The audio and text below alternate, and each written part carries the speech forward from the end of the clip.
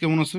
এটা আমাদের রেট 15,000 টাকা, আর মার্কেটে গেলে ওদের তো শেষ, ওদের হিসাব নাই। ওদেরটা হলে আঁচল হচ্ছে এই যে এটা আমাদের এই শাড়িগুলো শুরু এই জায়গা থেকে। হ্যাঁ, ওই জায়গাটা ভিতর পড়বে। এই জায়গা হচ্ছে প্রথম পেজটা। হুম। এই যে এটা এতটুকু হচ্ছে অনেকে বলে ঘুরি, এগুলো 1.5 হাত। আবার যদি অনেকে 2 হাত 3 হাত হয় তাহলে রেট কমে যায়। হুম।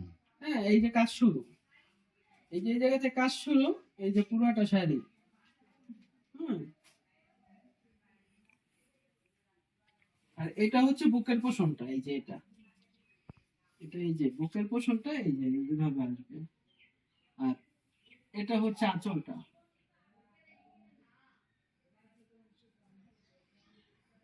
জামদানি শাড়িগুলার মূলত হচ্ছে বেসিক হচ্ছে এইগুলার যে সুতা, সুতার কাউন্টের উপরে নির্ধারিত করা, আর সুতা কাজের উপরে, কাজের ফিনিশিং এর ব্যাপার স্যাপার আছে।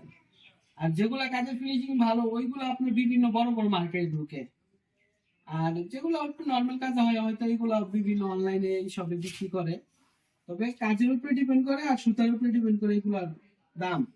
এগুলার ভিতরে আবার কাজ ঘন পাতলা আছে। যদি পাতলা হয় তাহলে কাজ অনেকে বোঝে না যে পাতলা না ঘন, ওইভাবে এটা এটা আপনারা ধরে না দিলে সুযোগ নেই। সুযোগ নাই। হ্যাঁ,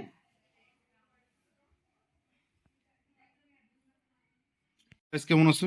এটা আমাদের রেট 15,000 টাকা, আর মার্কেটে গেলে ওদের তো শেষ, ওদের হিসাব নাই। ওদেরটা হলে মানে আমাদের পরিশ্রম হিসাবে আমরা এখানে একটা রেট নির্ধারণ করি, ওই হিসাব করে যে কয়দিন সময় লাগে। ব্লাউজ পিস প্রতিটার সাথে ব্লাউজ পিস আছে, যেগুলা নাকি 84 হয় না। আর আমরা এগুলা বানাই না, আমাদের এগুলা আমরা 84 দিয়ে আমরা সবসময় শাড়ি তৈরি করি।